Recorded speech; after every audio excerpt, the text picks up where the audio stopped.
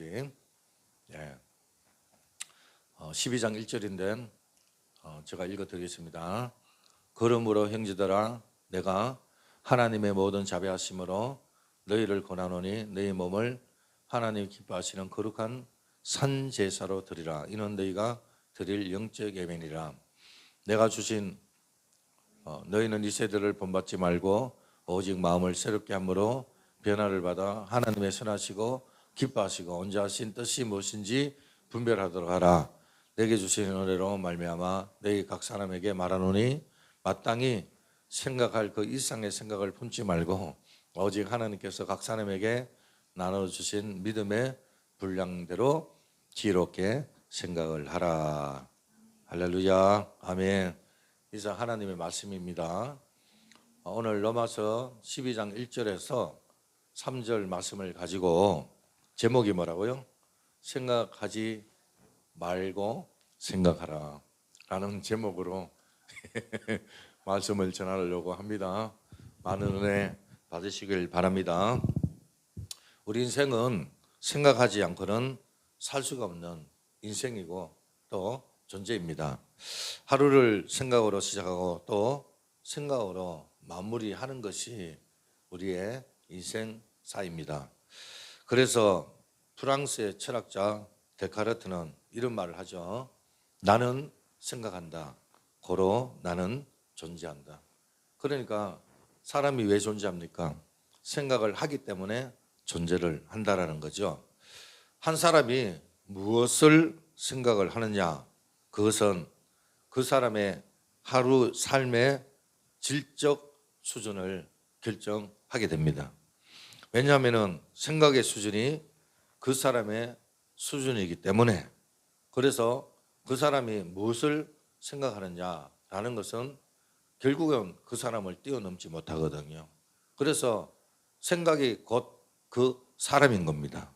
예수님께서 솔로몬을 통해서 다음 같은 말을 하죠. 대저 그 마음의 생각이 어떠하면 그 위인도 그러한저 그가 내게 먹고 마시라 할지라도 그의 마음은 너와 함께 하지 아니함이라. 그 생각이 어떠하면 그 위인도 그러한저 그랬다. 그러니까 사람 생각이 그 사람을 나타낸다 그 말이거든요. 그러니까 생각이 뭐라고요? 곧 그 사람인 것입니다. 그 사람이 무엇을 생각하느냐? 그러니까 그 사람을 평가하는 거죠. 생각의 크기가 그 사람의 크기지요. 생각의 깊이가 곧 그 사람의 깊이다 말할 수가 있습니다.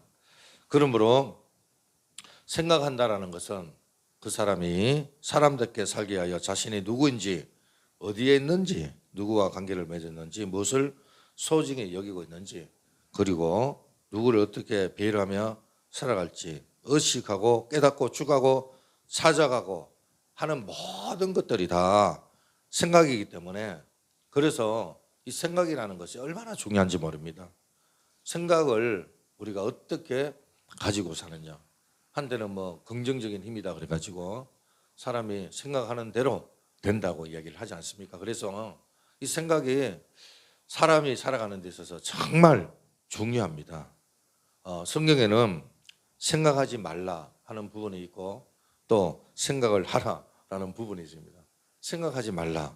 이사야 43장 18절에 보니까 너희는 이전 일을 기억하지 말며 옛날 일을 생각하지 마라.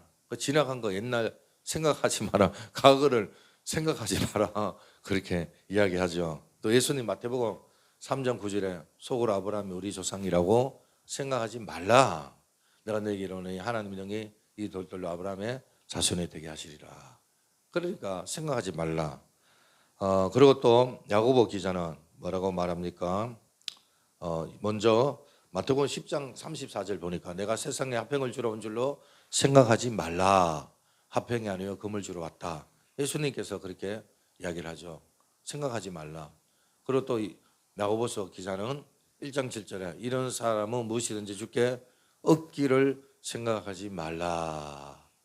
아마 정욕으로 구하는 사람일 겁니다. 정욕으로. 이런 사람은 무엇이든지 주께 얻기를 생각하지 말라 이렇게 말을 하는 거죠. 그러니까 이 구절들을 공통적으로 나와 있는 게 뭐냐면은 그냥 처음부터 생각하지 마라, 생각을 끊어라, 그렇게 말하지 않았다라는 거죠. 잘못된 생각들, 그러니까 잘못된 상상을 하지 말라라는 거죠. 잘못된 것들을 하지 마라, 그렇게 이야기를 하고 있습니다. 생각에는 해야 할 생각이 있고 하지 말아야 할 생각이 있다는 것을 우리는 알아야 됩니다. 그냥 떠오르는 대로 있잖아요. 이런저런 선입관을 가지고 어떤 사람에 대해서 잘못 알고 있는 그런 것 가지고 자꾸 생각하는 것, 그런 것들을 생각하지 말라는 거죠. 제대로 알고 마땅히 생각할 것을 생각을 해라고 그렇게 말합니다. 그러니까 생각에도 일종의 의무가 있고 생각에는 책임이 있는 것입니다. 우리가 마음대로 할 수 있다 해서 마음대로 생각을 해서는 안 되는 줄로 믿습니다. 반면에 또한 성경에는요, 생각하지 말라 이런 말씀보다도 생각을 하라 그런 말씀이 또 많이 나오는데, 신명기 32장 7절에 보니까 옛날 일을 기억하라, 역대의 연대를 생각하라 그렇게 또 이야기를 하고 있고, 시편 50편 22절에 하나님을 잊어버린 너희여 이제 이를 생각하라, 잊어버린 너희여 생각하라 그렇게 이야기하고 있고, 또 요한복음 12장 24절에 예수님께서는 까마귀를 생각하라, 심지도 아니하고 거두지도 않으며 골방도 없고 창고도 없으며 하나님이 기르시나니 너희는 새보다 얼마나 더 귀하냐, 무엇을 먹을까 무엇을 입을까 무엇을 마실까 염려하지 마라. 이거는 이방인들이 다 구하고 생각하는 것이다. 까마귀를 생각하라 그렇게 이야기를 합니다.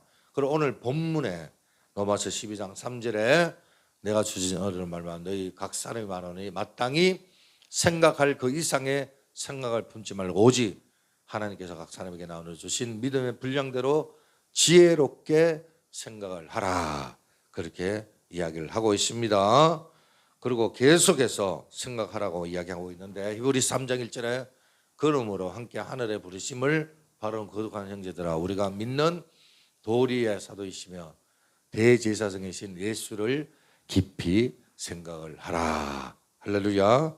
예, 그러니까 생각을 하되 생각할 것을 생각을 해야 된다는 거죠. 마땅히 생각해야 하는 방식으로 생각을 해야 된다라고 분명히 말씀을 하고 가르치고 있습니다.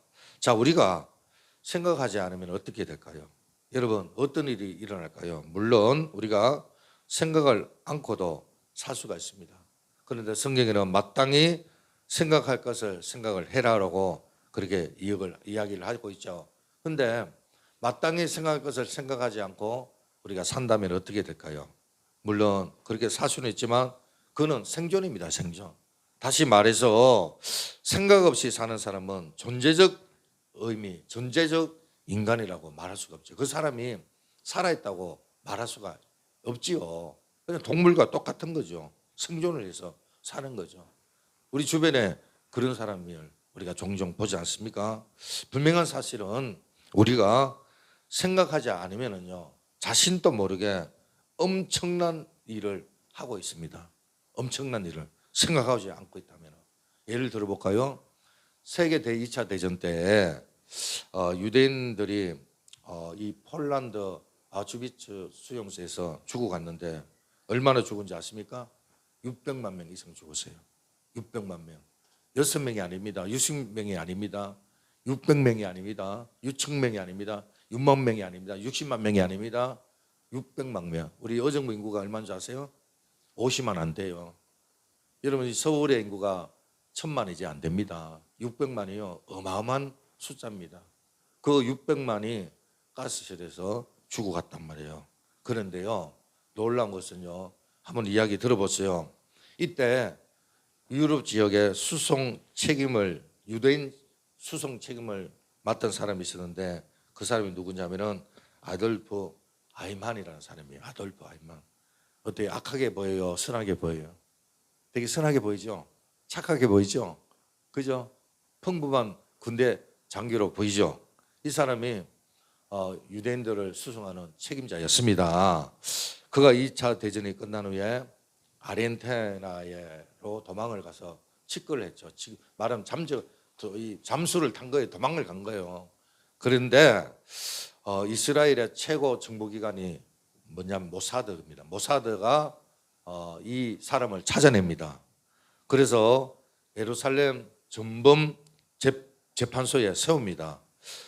이 재판에 대한 보고를요, 유대인 철학자 이 한나 아렌트라는 여성이 예루살렘 아이히만이라는 책으로 출판하면서 그 보고서를 이제 예루살렘의 아이히만이라는 책을 쓰면서 이 보고서 재판받는 그 과정들을 이제 책으로 이제 옮겨놨는데, 이 책의 부제는 악의 평범성에 대한 보고서였는데요.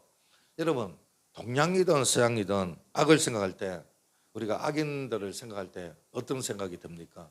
되게 혐사 굽고 얼굴이, 또 얼굴에 머리에 뿔이 나고 그리고 또 괴물 같은 그런 이미지가 생각나지 않습니까? 그런데 막상 예루살렘의 전문 재판을 받고 있는 이 아이히만은 이 보니까요, 사람들이요 깜짝 놀랍니다. 그는 어떠한 특정 인물 같은 그런 게 아니라 우리 주변에서, 동네에서 흔히 볼 수 있는, 그러니까 평범한 이웃집 아저씨 같은 그런 사람이었다는 거예요. 정말 이렇게 어마어마한 사람을 죽였으면 괴물 같아야 되지 않습니까? 그죠? 근데 너무나 평범한 아저씨였다는 거죠. 사람들은 기가 막혔습니다. 세상에 그렇게 많은 사람을 죽음의 자리에 몰고 간 사람이 정말 우리랑 똑같이 생겼다라는 것에 대해서 사람들이 놀랬다는 거죠. 그런데 이 사람의 특징이 있어요. 그게 뭐냐면요, 자기 일을 철저하게 수행하는 사람입니다. 그는 사병으로 입단을 해가지고 나중에는 중령까지 진급이 올라갔는데, 그러니까 그만큼 그가 군에서 인정을 받았다는 거예요. 왜냐? 책임을 다하는 사람이었기 때문에. 히틀러 치하에서 유대인들을 처리하는 방법은 3단계였다고 합니다. 처음에는 유대인들의 재산을 정리해서 국외로 추방하는, 떠나게 하는 그런 거였고, 다음에는 사람들을 모아서 집단 수용소에 강제 노역을 시키는 일이었고, 마지막 3단계는요 가스실에서 모두 몰살하는, 집단으로 죽이는 그런 방법이었다고 합니다. 이 아이히만은 자기에게 부과된 업무를요 한치의 오차도 없이 정확하게 수행을 했습니다. 이 아이히만이 재판을 받을 때 그런 말을 합니다. 자기는 죄가 없다고. 왜 내가 죄가 있냐고. 자기는 위에서 시킨 대로 했다 이거예요. 명령에 복종했다는 거예요. 명령에 복종. 여러분, 제가 지금 무슨 이야기를 하고 있는지 압니까? 그가요 한 일은 정확하게 성실하게 수행을 했다라는 거죠. 그런데 그 결과 어떻게 됐습니까? 많은 사람, 무고한 양민들이 죽어갔다라는 거죠. 그런 자신에게 주어진 임무에 대해서 아무런 생각 없이 행동을 했다라는 거예요. 생각 없이 정해진 규칙과 명령에 따라서 그야말로 기계가 돌아가듯이 그런 하는 행위는 우리 주변에도 많이 볼 수 있습니다. 우리가 이런 얘기 하잖아요. 영혼 없다, 영혼 없다. 영혼 없는 사람이다. 그런 말을 종종 하잖아요. 영혼 없는 행정 관료들 우리는 볼 수 있는데, 그 관료가 공무원일 수도 있고 정치인일 수도 있고 또 법을 다루는 판검사일 수도 있습니다. 또 학교에서 아이를 가르치는 교사일 수도 있죠. 심지어 사람의 병을 고치는 의사일 수도 있고요. 또 목사일 수도 있습니다. 그런데 놀라운 것은 정말 이 관료들이 처리하는 방법은 지역 조직에 반영된다는 거죠. 그러니까 생각 없이 그렇게 하는 겁니다. 그러니까 생각 없이 원칙 가지고 규칙을 가지고 그렇게 하다 보니까 많은 피해자가 나오게 되는 거죠. 반면에 생각 없음의 반대는 타인의 고통과 공감할 수 있는 능력, 타인의 고통을 공감하는 능력이 바로 이 생각 없음의 반대라는 말인데요. 아히만에게는 아이슈비츠 수용소에서 가스실에서 죽음을 당해야 할 유대인들에 대한 고통을 그는 조금도 생각을 하지 못했다는 거예요. 아니 사람이 그렇게 죽어가는데 어떻게 그런 양심의 소리가 없습니까? 왜 그런 생각을 못합니까? 그의 행동에 조그마한 생각이 있었다면 과연 그가 그렇게 행동을 할 수 있었겠냐 말입니다. 이처럼 생각하지 않으면 자신도 모르게 타인에게 고통을 주는 그러한 악을 저릴 수 있다는 것을 우리는 알아야 됩니다. 그래서 흑자는 악을 가리켜서 뭐라고 말하냐면 생각의 게으름이다. 생각의 게으름이다. 그렇게 평을 했습니다. 여러분 우리에게 잘 알려진 C.S. 루이스 교수는 이런 말을 하죠. 생각하지 않으면 자신도 모르는 사이에 현실의 상대의 모습에 직면하지 못하고 악마에게 속아 지옥문 가까이에 갈 수 있다. 이런 말을 했습니다. 그 현실에 직면하는 상대에게 우리가 현실적으로 다가가지 못하는 거죠.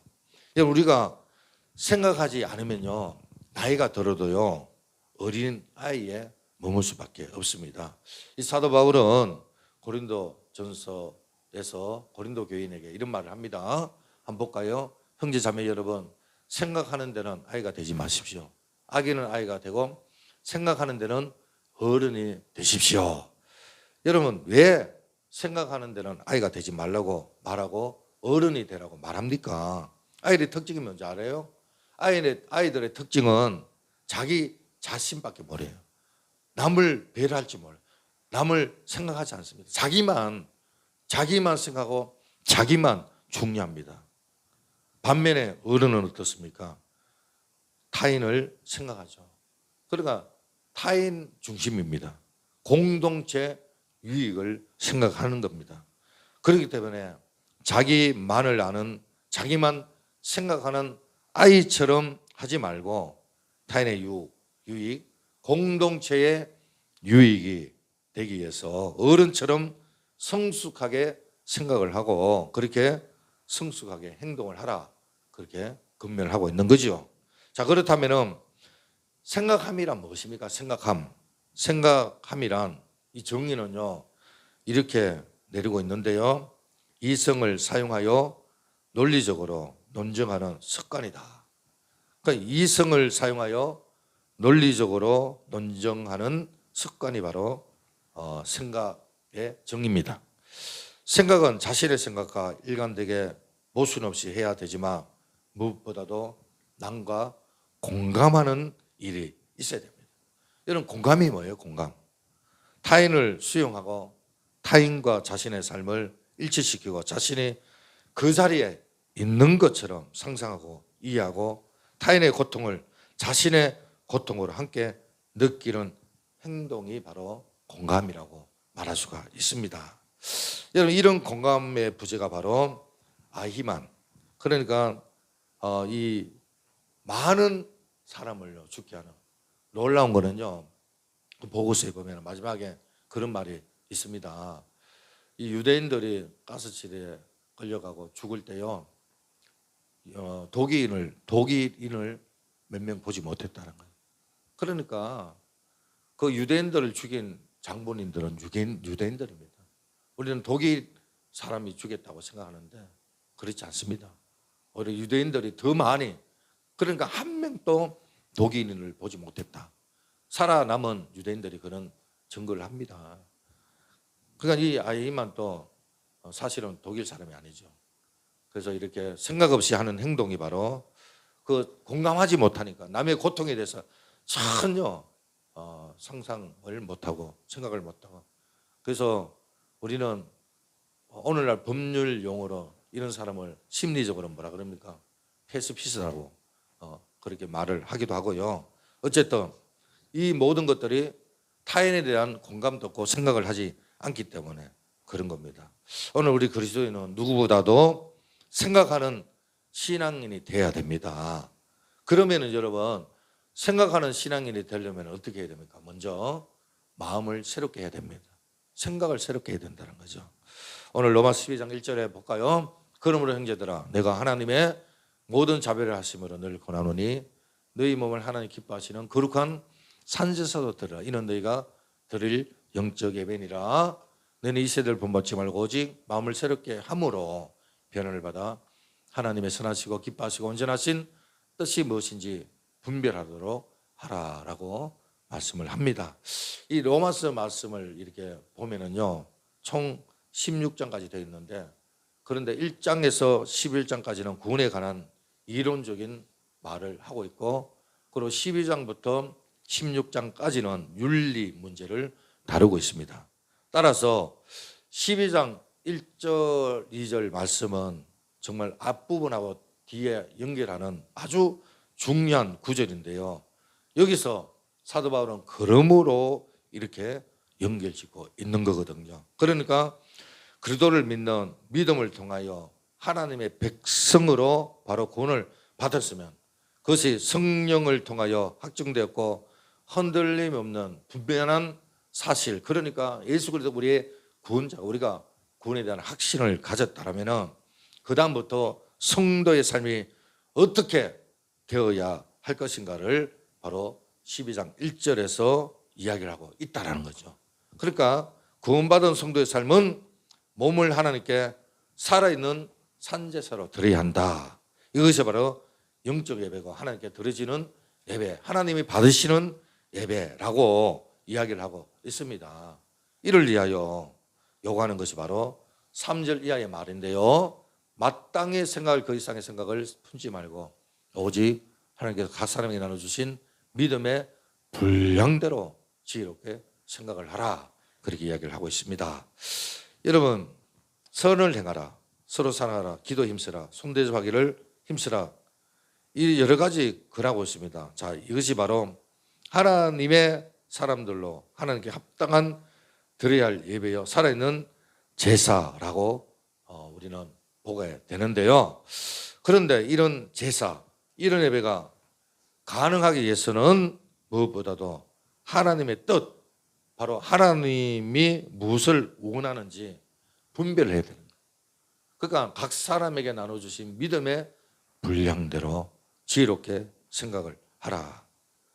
그러니까 하나님이 무엇을 원하는가, 하나님의 뜻, 그것을 분별하려면 무엇보다도 우리 마음이 새로워져야 돼요. 우리 마음이 새로워지지 않고서는 하나님의 뜻을 어떻게 분별할 수가 있겠습니까? 여기 마음이라는 거 한번 주목해 보시길 바랍니다. 마음을 새롭게 하기 위해서는 우리의 지성을 새롭게 하여 모습을 바꿔야 된다, 이렇게 말하는 거 아니겠습니까? 우리의 생각을 바꿔야, 마음을 바꿔야 되는 겁니다. 그 하나님의 뜻은 하나님께서 성도들에게 원하시는 것이 다른 것이 아니라 우리의 삶의 변화가 있어야 하는데, 그것은 우리의 생각의 변화로부터 가능하다는 거예요. 생각의 변화, 마음의 변화가 없이 어떻게 우리의 삶이 변화되고 또 하나님이 기뻐하고 원하는 삶의 자리로 우리가 나갈 수가 있겠습니까? 그러니까 먼저 우리는 생각이 바뀌어야 되는 거예요. 아, 내가 주님이 원하는 대로 살아야 되겠다, 주님이 기뻐하는 대로 살아야 되겠다, 그런 삶의 자리로 나가야 되겠다. 우리가 생각이 먼저 바뀌어야 되고 마음이 먼저 바뀌어야 되는 겁니다. 그렇다면 우리가 생각이 바뀐다는 얘기가 뭡니까? 그것은 나 중심에서 하나님 중심, 다시 말하면 이웃 중심으로 생각이 바뀌어야 되는 거예요. 전에는 나 중심이, 내가 중요했습니다. 그러나 구원받은 우리는 어떻게 됩니까? 하나님 기뻐하는 자리로 나가기 위해서는 먼저 이웃을 먼저 생각을 해야 되는 거죠. 제가 이 공사를 하고요, 방을 정리하는데 옷이 되게 많았습니다. 누구 형제의 옷이 있었는데 이제 정리를 해야 되겠다 생각을 해서 옷을 정리를 하는데 아주 많이 나오더라고요. 처음에는 이제 옷 수거하는데 버렸는데 나중에 인터넷 보니까 왜 옷을 그냥 버리십니까? 돈을 받고 버리세요, 그렇게 써져 있더라고요. 그래서 오립 뭐 이렇게 파카 이렇게 뭐 키로에 1,000원을 준대요. 이야, 그럼 20kg면 2만 원이네. 30kg면 3만 원이네. 머리에 계산이 막 되는 거예요. 그래서 전화를 했습니다. 제가 옷을 가지고 있습니다. 가지고 가세요. 그러니까 몇 킬로가 됐냐 그러더라고요. 한 30kg 될 것 같습니다. 20kg 이하는 무료로 수거하고 20kg 이상이 돼야 돈을 주겠다는 거예요. 그래서 저울을 가지고 차를 가지고 오셨더라고요. 재보니까 한 20 한 몇 킬로 되더라고요. 30kg 안 되고 20kg는 좀 넘더라고요.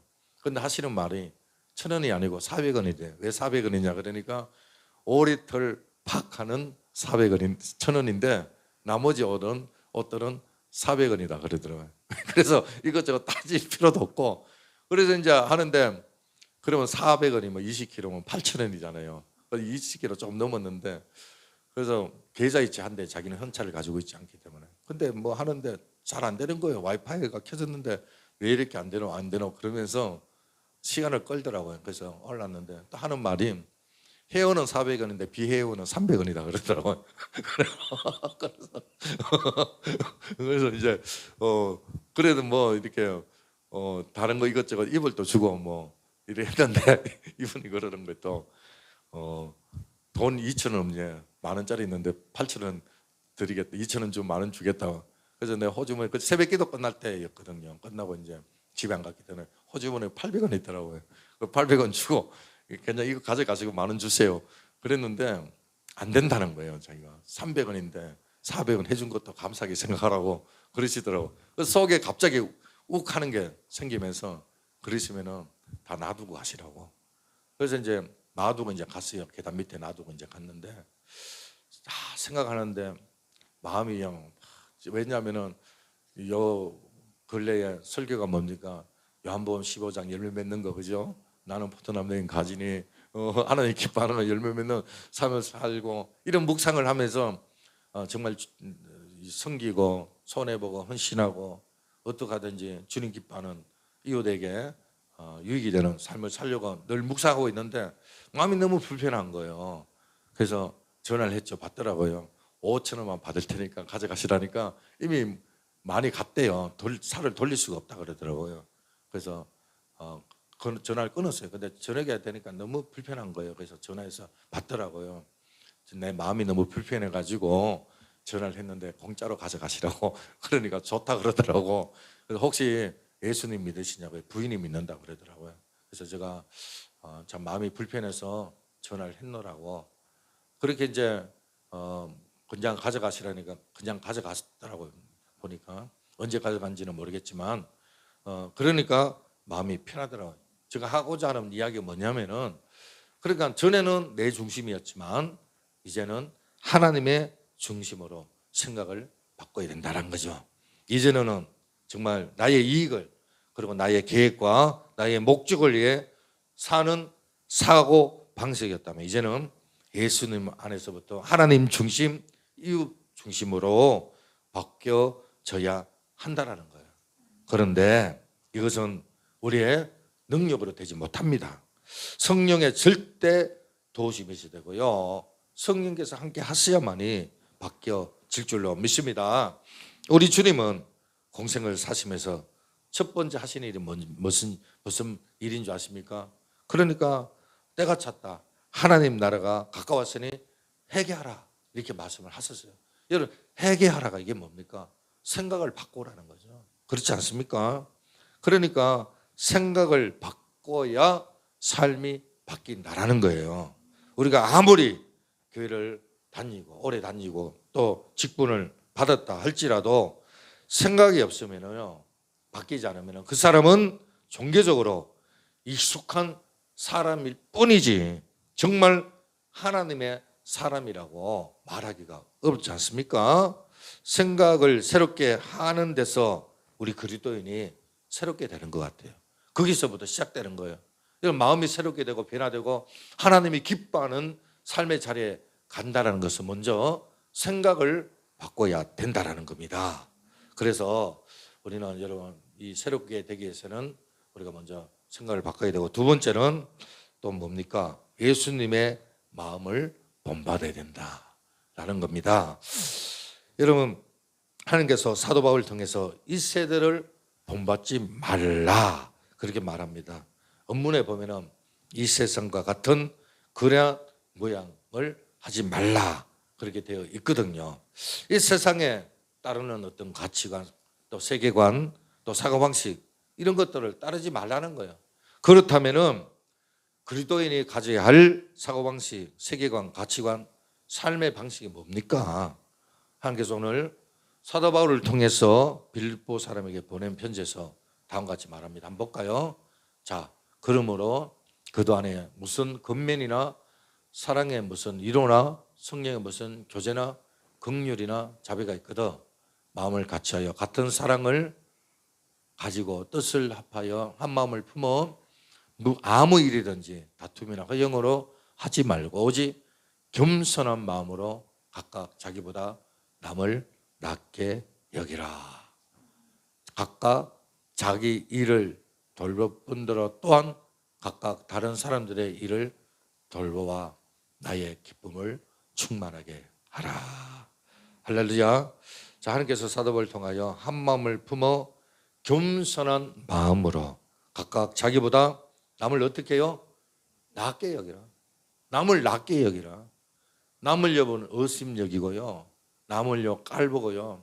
남을 낮추는 건요. 하나님이 굉장히 싫어합니다. 하나님이 그 사람을 낮춥니다. 절대로 남을요 높게 생각해야지 낮게 생각하면 안 됩니다. 교만은 패망의 선봉입니다.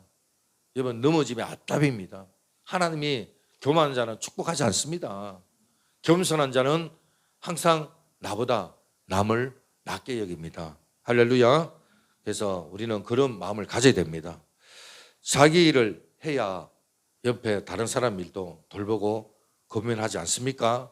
그래서 각각 자기 일을 돌볼 뿐더러 또한 다른 사람들의 일을 돌보아 나의 기쁨을 충만하게 하라. 여러분 다른 사람을 돕고요 섬기는데 그게 결국에는 나의 기쁨이 됩니다. 얼마나 기쁜지 몰라요. 한번 해서 보시길 바랍니다. 남을 돕고요 남을 섬기잖아요. 기뻐요. 그 사람이 기쁜 게 아니고 내가 기뻐요. 하나님이 기뻐하기 때문에 그런 줄로 믿습니다. 그래서 마음은 생각을 뜻하는데 이어서 5절에 말씀 볼까요? 너희 안에 힘을 품으라 곧 그 예수의 마음이다. 예, 여기 마음도 생각을 염려해 두고 한 말이거든요. 그러니까 예수님의 생각, 예수님의 사고방식, 예수님의 삶의 방식, 예수님의 말 이런 것들을 해라는 거죠. 우리에게 그렇게 예수님의 삶이 있도록 해라는 겁니다. 그 예수님은 어떤 분입니까? 6절에 볼까요? 그런 것만 하나님 본체시나 하나님과 동됨을 취할 것으로 여기지 아니하시고 또 뭐라고요? 오히려 자기를 비워 종의 형체를 가지사 사람들과 같이 되었고 사람의 모양으로 나타나서 자기를 낮추시고 죽기까지 복종하였으니 곧 십자가에 죽으심이라. 예, 우리 주님은 겸손 그 자체입니다. 죽기까지 복종했어요. 죽기까지. 여러분 겸손 그 자체입니다. 여러분 예수님의 근본 태도, 예수님의 사고방식이 바로 겸손인데 예수님의 겸손은 다른 게 아니라 자기를 비우고 낮추고 심지어 죽기까지 자기를 희생하는 그리고 우리를 위해서 내어주시는 그런 삶이었습니다. 예수님은 단순히 논리적으로 판단하는 일만 하지 않으셨습니다. 예수님의 마음은 고통받는 이 세상에 대해서 너무나도 불쌍히 여기고요 아파하는 마음, 정말 긍휼히 여기는 마음, 우리 주님은 그런 마음을 가지고 계셨습니다. 그래서 누가복음 7장 13절에 이런 말이 있어요. 주께서 가부를 보시고 불쌍히 했다. 이 가부가 홀로 된 나이생 가부인데 어느 날 하나밖에 없는 아들이 죽었어요. 너무나 고통스러운 거예요. 자기의 삶의 의미, 전부인 아들이 하루아침에 죽게 된 거예요. 그래서 이 가부가 간에서 웁니다. 나를 데려가라고, 같이 가자고. 왜 혼자 갔냐고. 아들을 울고 있는 그 어미 가부 나인성 여인을 향해서 주께서 뭐라고 하니까 불쌍히 여기서 울지 말라 그렇게 말씀을 하신 거죠. 또 베세다 강야에서 막 무리가 나왔을 때 우리 주님께서는 그 무리를요 불쌍히 여겼다라고 말씀을 하시고요. 그리고 또 마태복음 20장 34절에 예수께서 불쌍히 여기사 그들의 눈을 만지시니 곧 보게 됐다. 이게 두 명의 소경이거든요. 바돌로메 소경이 불쌍히 여겨달라고, 예수여 나의 눈을 뜨게 해달라고 간절히 기도했을 때 예수님께서는 그들을 불쌍히 여기사 그들의 눈을 만지시고 그들의 눈을 뜨게 해 주신 줄로 믿습니다. 또 마가복음 1장 41절에 보니까 예수님께서 이 문둥병 걸린 그 환자를요 깨끗게 해달라고 요청을 하잖아요.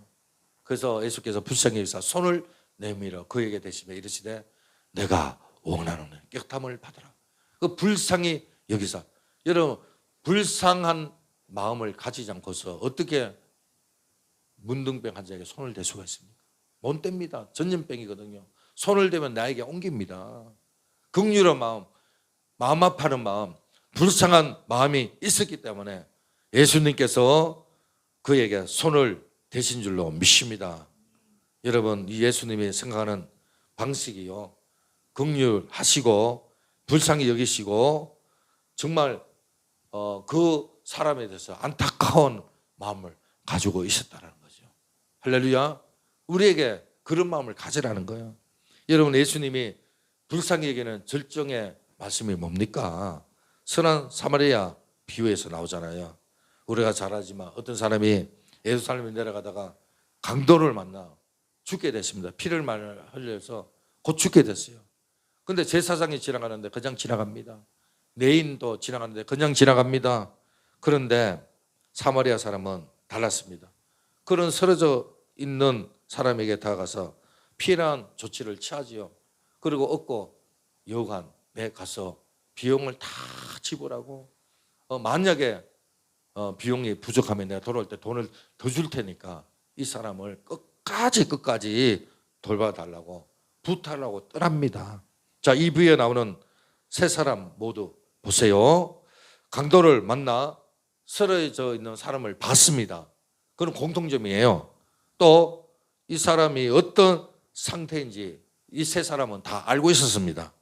여기까지 세 사람은 다 동일합니다. 하지만 본 곳에 대한 그들의 반응이 달랐다는 거죠. 이 사마리아 사람은 강도 만난 피해자를 보고 그에게 다가갔습니다. 그 상황에 맞는 적절한 행동을 했습니다. 그러나 두 사람은 피해서 오히려 반대 방향으로 갔다라는 거죠. 무엇이 이들을 하여금 다르게 행동하게 했습니까? 믿음의 문제입니까? 아니면 출신의